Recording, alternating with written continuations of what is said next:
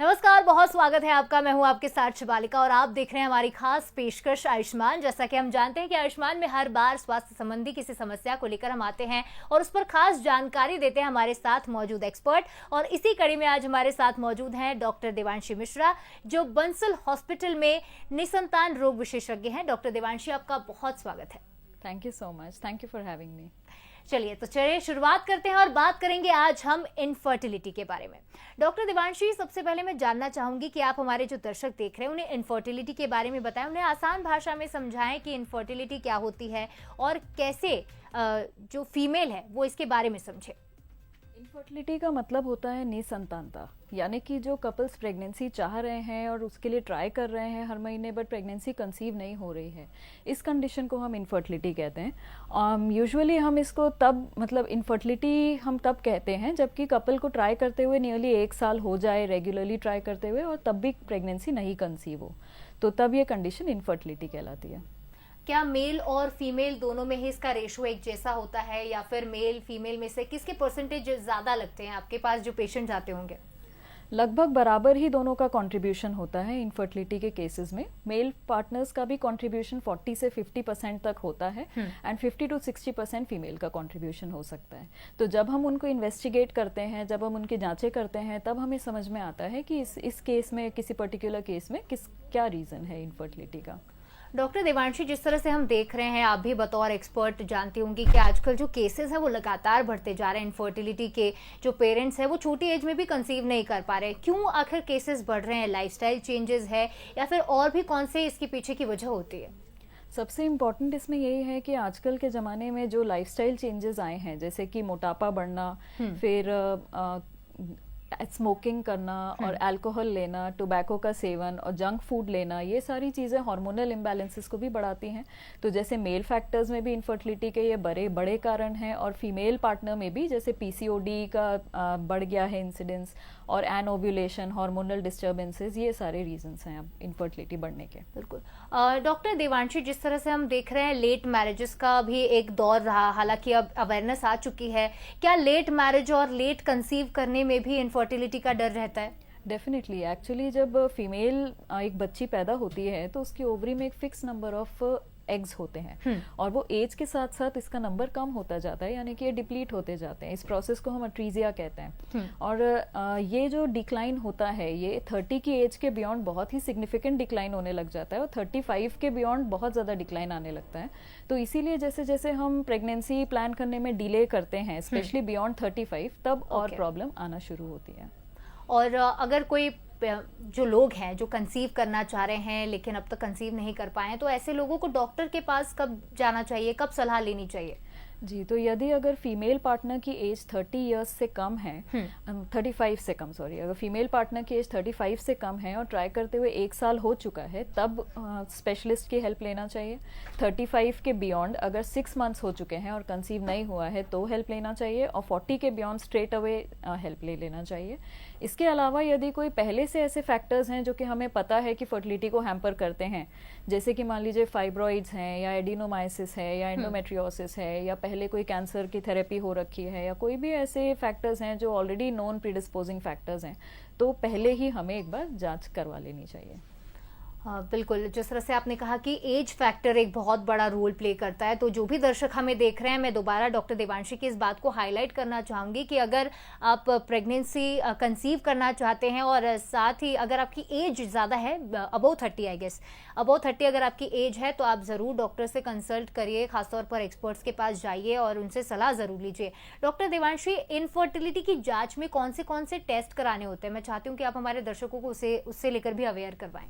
जी, सबसे पहले तो जब भी इनफर्टिलिटी के इवैल्यूएशन के लिए पेशेंट आते हैं तो उनको हमेशा एज अ कपल आना चाहिए, मतलब मेल और फीमेल पार्टनर दोनों को हमेशा आना चाहिए, क्योंकि इसमें हमको उनकी डिटेल हिस्ट्री लेनी होती है, कॉन्ट्रासेप्शन के बारे में, सेक्सुअल हिस्ट्री एक बार पूरी समझनी होती है, मेंस्ट्रुअल हिस्ट्री पूरी पहले हम जानते हैं उनकी, और फिर उसके बाद इवैल्यूएशन में जो हम टेस्ट करते हैं, इसमें एक फीमेल पार्टनर का सोनोग्राफी करते हैं, जो कि अंदरूनी सोनोग्राफी होती है, ट्रांसवेजाइनल सोनोग्राफी कहलाती है ये।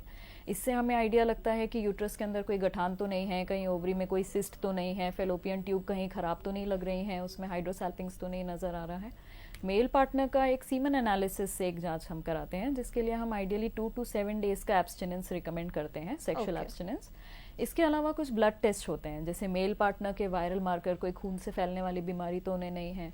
फीमेल पार्टनर के वायरल मार्कर के अलावा एक ओवेरियन रिजर्व देखने के लिए AMH नाम का टेस्ट होता है। फिर रुबेला नाम की बीमारी से एंटीबॉडीज़ हैं कि नहीं, और इसके अलावा कुछ HB इलेक्ट्रोफोरेसिस और रूटीन कुछ जांचें जैसे कि शुगर, हीमोग्लोबिन, ये सारा इवैल्यूएशन करते हैं। ये सारा होने के बाद फिर हम एक प्लान पे पहुंचते हैं कि इस केस में हमें क्या लग रहा है कि क्या फैक्टर रिस्पॉन्सिबल है इनफर्टिलिटी के लिए और उसको किस तरीके से मैनेज किया जाए। यानी डॉक्टर की प्रायोरिटी यही होती है जब भी कोई पेशेंट उनके पास आते हैं कि पहले तो आइडेंटिफाई करना है कि इनफर्टिलिटी है किस वजह से, और उस हिसाब से उनका ट्रीटमेंट जो होता है वो होता है। तो अगर जो दर्शक हमें देख रहे हैं, अगर आप भी इनमें से किसी समस्या से जूझ रहे हैं तो जो टेस्ट डॉक्टर देवांशी ने हमें बताए हैं आप वो प्रेफर कर सकते हैं और एक्सपर्ट के पास जाकर ये सारी जाँचें कराएँ ताकि आपकी भी पीढ़ी आगे बढ़े, भविष्य आगे बढ़े और निसंतानता से आपको मुक्ति मिले। डॉक्टर देवांशी, अक्सर एक टर्म यूज़ की जाती है जब हम इन सब की बात करते हैं, इनफर्टिलिटी की, IVF की, लेप्रोस्कोपी। ये क्या होती है और इसका क्या फायदा होता है?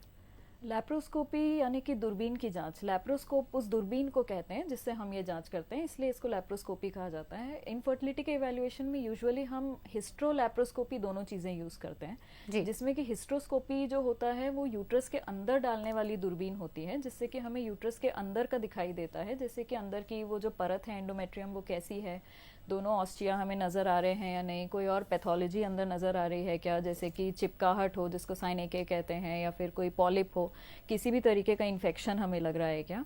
दूसरा लैप्रोस्कोप जो पेट के थ्रू डाला जाता है, यूजुअली नाभि के थ्रू ये डाला जाता है, इससे हमें पेट की तरफ से जो पूरा यूट्रस का बाहरी व्यू है वो दिखाई देता है, जिससे कि हम देख सकते हैं कोई गठान तो नहीं है, या फेलोपियन ट्यूब्स और ओवरी का जो ट्यूबोवेरियन रिलेशनशिप होना चाहिए वो सही है या नहीं, ट्यूब्स पेटेंट हैं या नहीं, मतलब कि ट्यूब खुली हुई है या नहीं, कोई ब्लॉकेज तो नहीं है, तो ये हम देखते हैं। इस प्रक्रिया को हम कहते हैं डायग्नोस्टिक हिस्ट्रोलैप्रोस्कोपी, यानी एज अ डायग्नोस्टिक टेस्ट हमने लैप्रोस्कोपी को यूज़ किया।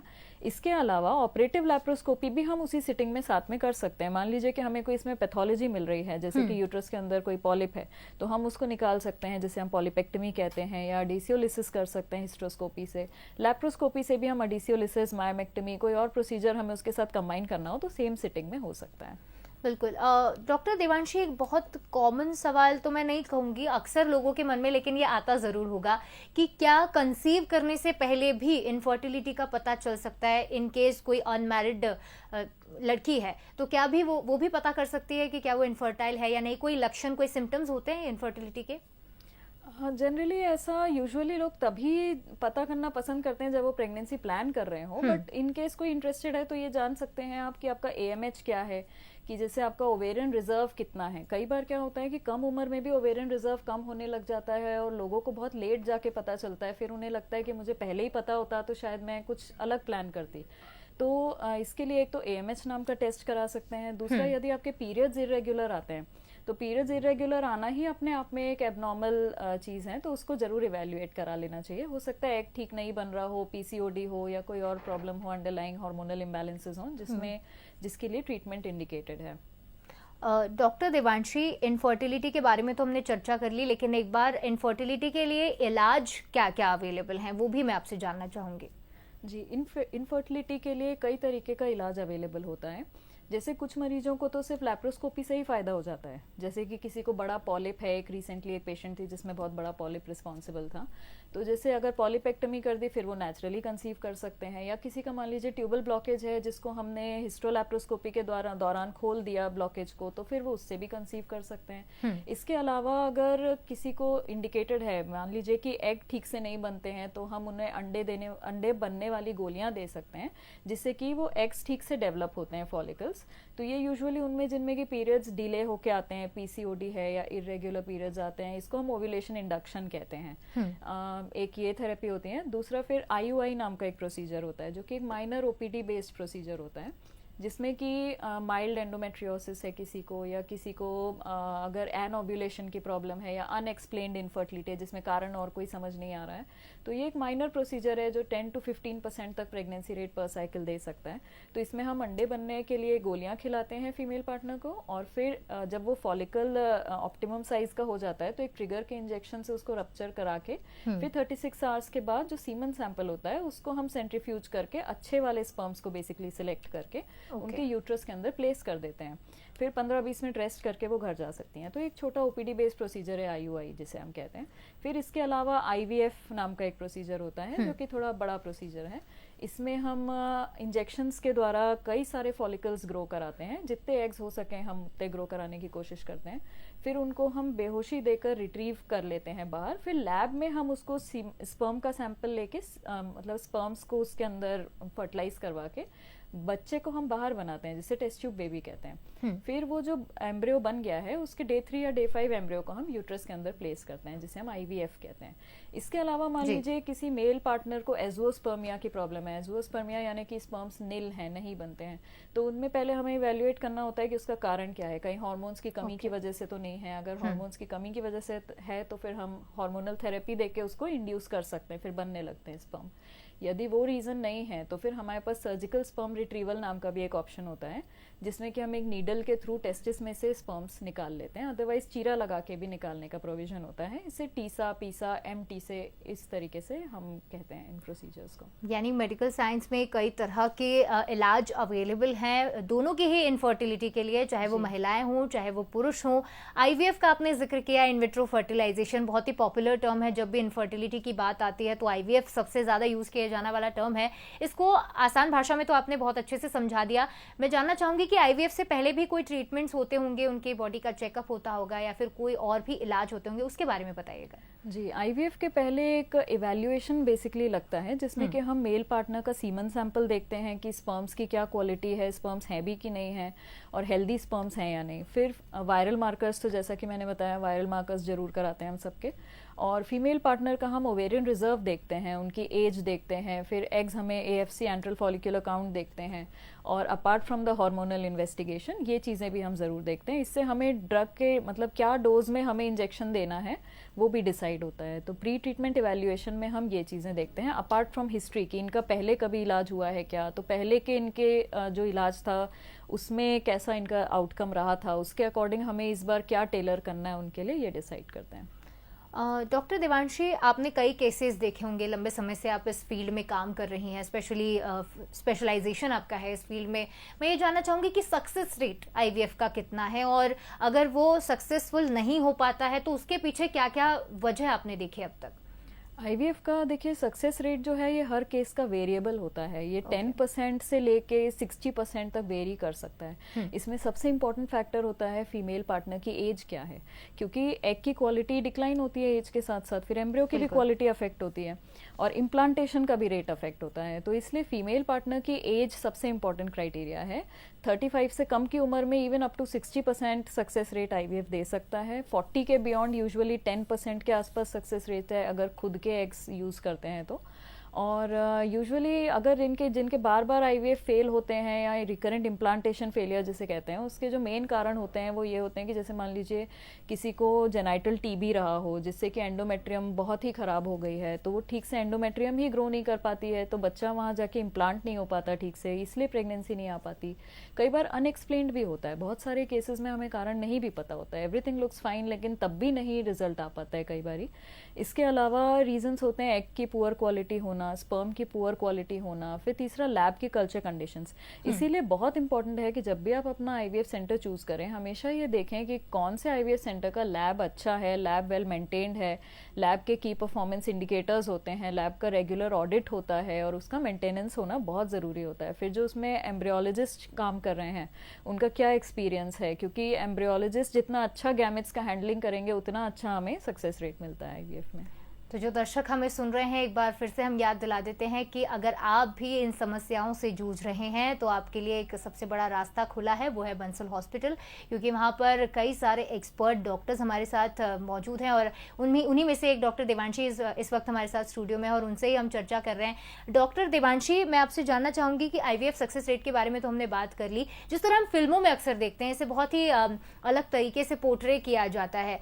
आप जिससे फिल्मों में देखते हैं वो और रियलिटी में कितना फर्क होता है?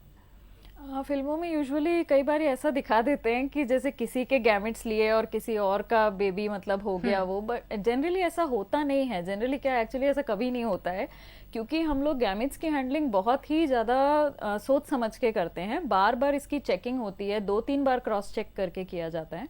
तो जैसे जिसके भी स्पर्म है वो प्रॉपरली लेबल्ड होता है, BH नंबर होता है, मतलब हॉस्पिटल नंबर होता है ID, और जिन भी लेडी के एग्स होते हैं वो प्रॉपरली लेबल किए जाते हैं। 2-3 बार क्रॉस चेक होके ही पूरा प्रोसीजर होता है। ओके। और जो थर्ड पर्सन का इन्वॉल्वमेंट होता है, जिस तरह से हम टेस्ट ट्यूब बेबी के बारे में भी बात कर रहे थे, थर्ड पर्सन का इन्वॉल्वमेंट कब होता है? जब फीमेल में कोई कमी होती है तब, या मतलब कौन सा केस और सिनेरियो होता है ये? थर्ड पर्सन यानी कि डोनर और सिरोगेट, 2 किस्म से थर्ड पर्सन इन्वॉल्व हो सकते हैं इस प्रोसीजर में। तो जब हम डोनर की बात करते हैं तो डोनर हो सकता है मेल डोनर और फीमेल डोनर। तो फीमेल डोनर यानी कि वो लेडीज होती हैं जो कि ART एक्ट के अकॉर्डिंग हर चीज डिफाइंड है आजकल। तो उसमें उनकी भी जैसे एज डिफाइंड है, उनको कोई डिजीज नहीं होगी ये डिफाइंड है, उनका खुद का एक बच्चा है ये सारा डिफाइंड है, उनकी आइडेंटिटी नहीं बताई जाती है और वो परफेक्टली हेल्दी फीमेल्स होती हैं जो वॉलंटियर करती हैं एग डोनेशन के लिए। तो फिर ये उन कंडीशंस में मेनली ज़रूरी होता है जिसमें कि मान लीजिए उनका जो पेशेंट है उनका खुद का AMH लेवल बहुत ही कम है, खुद के एग्स बनते ही नहीं हैं, या उनके खुद के एग्स बहुत ही ख़राब क्वालिटी के बनते हैं जिससे कि बार बार इम्प्लांटेशन फेलियर हो रहा है या पूरे एन्यूप्लॉइड एम्ब्रियोज आ रहे हैं। ऐसे केसेस में, या जैसे मान लीजिए उनकी कीमोथेरेपी रेडियोथेरेपी हुई है तो अब उनका मतलब बेसिकली ओवेरियन रिजर्व बचा ही नहीं, ऐसे लोगों के लिए ये एक ऑप्शन होता है जिसमें कि हम डोनर के एग लेते हैं, फिर उनके हस्बैंड के स्पर्म के साथ मिला के बेबी बना के फिर उनके अंदर रखते हैं। तो जन्म देने वाली माँ वही होती हैं। और ऐसे इसमें जैसे कि जिसमें हमने स्पर्म के डोनर लिए, वो इन केसेस में चाहिए होते हैं जैसे कि मान लीजिए कोई एज़ोस्पर्मिया के पेशेंट हैं, यानी कि उनके खुद के स्पर्म्स नहीं बनते हैं, प्लस वो सर्जिकल स्पर्म रिट्रीवल भी करा के देख लिया, उसमें भी हमें स्पर्म्स नहीं मिले, या वो सर्जिकल स्पर्म रिट्रीवल नहीं कराना चाहते, या मान लीजिए कोई ऐसी बीमारियां हैं जो उनके Y क्रोमोसोम के थ्रू चल रही हैं, तो ऐसे केसेस में डोनर स्पर्म का एक ऑप्शन होता है। तो इसके अलावा फिर एक तीसरा थर्ड पार्टी इन्वॉल्व होता है सिरोगेसी में। सिरोगेसी यानी कि एक ऐसा प्रोसीजर है सिरोगेसी जिसमें कि फीमेल जो पेशेंट है वो खुद प्रेगनेंसी कैरी करने के लिए एबल नहीं है, she is not able to carry the pregnancy due to various reasons, जैसे कि उनका एब्सोल्यूट यूट्राइन फैक्टर है, मान लीजिए कि यूट्रस है ही नहीं, तो ऐसे कुछ जन्मजात विकृतियां मतलब होती हैं जिनमें कि यूट्रस ही नहीं होता है या फिर वो बहुत ही एबनॉर्मल होता है, रूडिमेंट्री सा। तो उसमें उन्हें किसी का यूट्रस मतलब चाहिए होता है प्रेगनेंसी कैरी करने के लिए। इसके अलावा मान लीजिए वो फिजिकली इतनी इनकेपेबल हैं, इतनी बीमार हैं वो कि वो कोई भी डिजीज हो सकती है जिसकी वजह से मतलब वो प्रेगनेंसी से एक्सरबेट हो सकती है, जैसे हार्ट डिजीज है, ग्रेड 4 आइसेनमेंगर, बहुत सारे ऐसे डिजीजेस होते हैं जिसमें कि प्रेगनेंसी कॉन्ट्राइंडिकेटेड होती है। तो फिर वो ऐसे लोग फिर सिरोगेसी का ऑप्शन ले सकते हैं। ओके। डॉक्टर देवांशी, हम इनफर्टिलिटी की बात कर रहे हैं तो सबके ख्याल में सिर्फ IVF नाम का ही ट्रीटमेंट आता है। क्या हर किसी को IVF की ज़रूरत है? हर इनफर्टाइल मदर या फिर माफ़ करेगा महिला या पुरुष को IVF की ही ज़रूरत है? नहीं मैम, बिल्कुल भी नहीं। IVF की ज़रूरत सबको नहीं होती है। अधिकतर लोगों को जब हम फर्टाइल पीरियड समझाते हैं या कुछ अंडा बनने की मेडिसिन भी सब्सक्राइब करते हैं प्रिस्क्राइब, तो उससे भी उनका अच्छा रिजल्ट आ जाता है और कुछ लोगों को IUI से अच्छा फ़ायदा मिल जाता है और कुछ को डायग्नोस्टिक हिस्टोलैप्रोस्कोपी या कुछ ऑपरेटिव लैप्रोस्कोपी से फ़ायदा हो जाता है। सबको IVF की ज़रूरत नहीं होती है, बहुत कम पेशेंट्स होते हैं जिनको IVF रिक्वायर्ड होता है। अगर हम मेल पार्टनर की बात कर रहे हैं तो अगर मेल पार्टनर के स्पर्म्स कम हो तो क्या उसके लिए भी इलाज अवेलेबल है मेडिसिनल साइंस में? तो जब स्पर्म्स का नंबर कम होता है या कॉन्सेंट्रेशन कम होता है या क्वालिटी या मोटिलिटी कम होती है तो ये भी कई प्रकार का होता है, जैसे कि माइल्ड मेल फैक्टर कहते हैं, फिर सिवियर मेल फैक्टर कहते हैं। तो जो माइल्ड मेल फैक्टर है उसमें यूजुअली लाइफस्टाइल मॉडिफिकेशंस यानी कि अल्कोहल, सिगरेट, तंबाकू ये सब बंद कर देना, प्लस कुछ एंटीऑक्सीडेंट्स या समटाइम्स अगर इंडिकेटेड हो तो कुछ हार्मोनल ट्रीटमेंट देने से फिर ये काउंट बढ़ सकता है। इसके अलावा इनमें IUI नाम का जो छोटा इलाज है वो भी किया जा सकता है। जो severe mail factor factor infertility होता है उसमें यूजुअली हमें आईवीएफ की ज़रूरत पड़ती है। डॉक्टर देवांशी, ट्यूब ब्लॉक होने की एक समस्या से कई लोग जूझते हैं, तो उसके बारे में हमें समझाइए कि ट्यूब ब्लॉक होना होता क्या है और इसके लिए क्या क्या इलाज अवेलेबल है। तो हर महिला के अंदर 2 फेलोपियन ट्यूब्स होती हैं जो कि यूट्रस में से ऐसे बाहर की तरफ निकल के आ रही होती हैं। तो ये जो फेलोपियन ट्यूब्स होती हैं बेसिकली जब भी ओवरी अंडा बनाती है हर महीने, तो फिर ये फेलोपियन ट्यूब्स ही अंडे को उठा के अपने अंदर लाती हैं और फिर इसी फेलोपियन ट्यूब के अंदर स्पर्म जब पहुंचते हैं तब यहाँ पे एम्ब्रियो बनता है। फिर ये एम्ब्रियो ट्रांसपोर्ट करके ये ट्यूब्स यूट्रस में लाती हैं, तब यूट्रस में ये एम्ब्रियो इम्प्लांट होके बच्चा बनता है। तो बेसिकली फेलोपियन ट्यूब का बहुत इंपॉर्टेंट रोल होता है क्योंकि फेलोपियन ट्यूब में ही एम्ब्रियो बनता है और अगर फेलोपियन ट्यूब खराब हो जाए तो फिर एक बहुत इंपॉर्टेंट कॉज है इनफर्टिलिटी का। यूजुअली फेलोपियन ट्यूब खराब होने का कारण होता है इन्फेक्शन।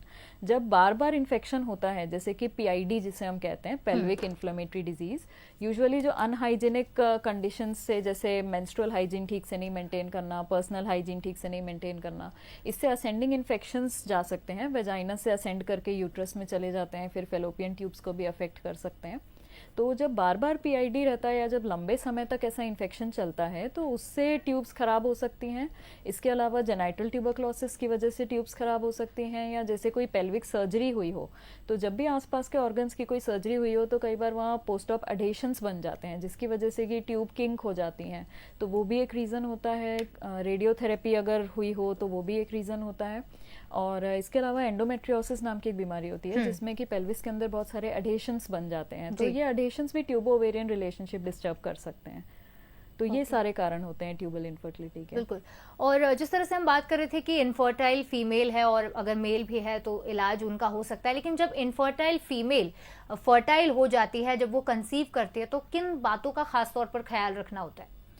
अब जब कंसीव हो गया है प्रेगनेंसी, यदि आईवीएफ से हुआ हो तो दवाइयाँ समय पे लेना सबसे इम्पॉर्टेंट प्रिकॉशन है, नंबर 1 प्रिकॉशन। यदि नेचुरली भी कंसीव हुआ हो तो भी जब बताया गया है तब सोनोग्राफी करा लेना, और जैसे फोलिक एसिड का सप्लीमेंटेशन लेना, कमी होने पर विटामिन डी का सप्लीमेंटेशन लेना, ये सारी चीज़ें इंपॉर्टेंट हैं। और कभी भी कुछ ऐसे सिम्टम्स हों जैसे कि ब्लीडिंग हुई हो या नौशिया ज़्यादा हो रहा हो तो अपने डॉक्टर से ज़रूर कंसल्ट करें। हेल्दी चीज़ें खाएं पिएं, बाहर का खाना थोड़ा अवॉइड करें, जितना बैलेंस डाइट लेंगे, प्रोटीन का इंटेक अच्छा रखेंगे, उतना प्रेगनेंसी के लिए अच्छा रहेगा। मैं चाहूँगी कि जो दर्शक हमें देख रहे हैं उनके लिए आप बताएं कि अगर वो आने वाले दिनों में कंसीव करने वाले हैं तो क्या प्रिकॉशंस उन्हें रखने चाहिए एक हेल्दी प्रेगनेंसी के लिए, और खासतौर पर नेचुरल तरीके से अगर कोई कंसीव करना चाहता है तो किन बातों का ध्यान रखना चाहिए? सबसे इम्पोर्टेंट है अपना फर्टाइल पीरियड समझना, क्योंकि अधिकतर कपल्स को इसी को लेके मिसकंसेप्शन रहता है कि फर्टाइल पीरियड किसे कहते हैं। वो भी आप बता दीजिए प्लीज। जी, फर्टाइल पीरियड यानी कि हमारे जो मेंस्ट्रुअल साइकिल होती है उसका वो समय जिस समय प्रेगनेंसी कंसीव करने के लिए बॉडी रेडी होती है। तो फर्टाइल पीरियड बेसिकली लोगों को ये पता होता है कि एग महीने में एक बार रिलीज होता है एक रेगुलर साइकिल में, और ये एग जो है मिड साइकिल में कहीं रिलीज होता है, यानी कि जैसे मान लीजिए 28 दिनों की साइकिल है तो 14th डे पे एग रिलीज होता है। तो लोगों को ये लगता है कि 14th डे से ही फर्टाइल पीरियड शुरू हुआ है जब एग आ गया है तब से, लेकिन ऐसा नहीं होता है क्योंकि एग सिर्फ एक दिन के ही लिए सर्वाइव करता है, यानी कि 24 घंटे, जबकि स्पर्म्स रिप्रोडक्टिव ट्रैक्ट के अंदर up to 5 to 7 days survive कर सकते हैं। तो इसीलिए फर्टाइल पीरियड एग रिलीज होने वाले दिन के 5 दिन पहले से लेके उसके रिलीज होने वाले के नेक्स्ट दिन तक है। यानी कि जैसे अगर 28 दिन की साइकिल है तो फर्टाइल पीरियड होगा डे 7 से डे 15 तक। तो इस दौरान ऑल्टरनेट डेज ट्राई करना होता है। इसके अलावा अगर कमर्शियल लुब्रिकेंट्स यूज़ करते हैं तो वो अवॉइड कर सकते हैं। प्री सीड नाम का लुब्रिकेंट आता है जो कि फर्टिलिटी के लिए मतलब ठीक है, वो हैम्पर नहीं करता स्पर्म्स को, तो वो यूज़ कर सकते हैं। इसके अलावा यदि 1 साल हो गया है और फीमेल की एज लेस दैन 35 है तो एक बार डॉक्टर से मिल सकते हैं। अगर मोर दैन 35 है तो 6 मंथ्स के बाद मिल सकते हैं। यदि मान लीजिए कि इंटरकोर्स से रिलेटेड कोई इशू आता है तो उसके लिए भी एक बार कंसल्ट कर सकते हैं। और अदरवाइज अपना ये स्मोकिंग और अल्कोहल, टोबैको ऑफ कोर्स ये सब बंद करना है।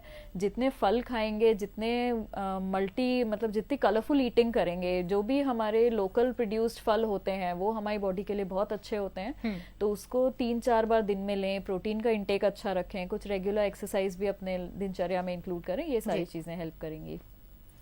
खास तौर पर जब हम बात कर रहे थे पीसीओडी पीसीओएस पेशेंट्स की, तो क्या उनके लिए भी इनफर्टिलिटी का इलाज अवेलेबल है, क्योंकि वो वैसे भी इरेगुलर पीरियड से जूझ रहे होते हैं और कई बार वो भी एक रीज़न बन जाता है इनफर्टिलिटी के पीछे। तो क्या आईवीएफ के ज़रिए या किसी भी इनफर्टिलिटी में होने वाले ट्रीटमेंट्स में पीसीओडी पीसीओएस के लिए अवेलेबिलिटी है? हाँ, ऑफ कोर्स पीसीओडी के पेशेंट्स तो उनमें क्या है कि मेन प्रॉब्लम होती है कि एग ठीक से नहीं बनता है। तो इसमें मेजॉरिटी पेशेंट्स में तो अगर हम ओव्यूलेशन इंडक्शन ही दे देते हैं, मतलब एग ठीक से बनने वाली मेडिसिन यदि हम दे देते हैं जो महीने में 5-6 दिन ही खानी होती है, तो उसी से मेजॉरिटी को फायदा हो जाता है। इसके अलावा हम इनमें लाइफस्टाइल मॉडिफिकेशन भी बोलते हैं, जिसमें लो ग्लाइसेमिक डाइट और एक्सरसाइज हम इन्हें रिकमेंड करते हैं, उससे भी नेचुरली ओव्यूलेशन होने में हेल्प होती है इनमें। और इसके अलावा यदि इससे नहीं हो पाया है तो फिर आईयूआई का प्रोसीजर भी इनके लिए हम यूज कर सकते हैं, अदरवाइज आईवीएफ तो है ही। जी जी बिल्कुल। आखिर में मैं चाहूंगी कि जो दर्शक हमें देख रहे हैं उनके लिए आप कोई मैसेज दें।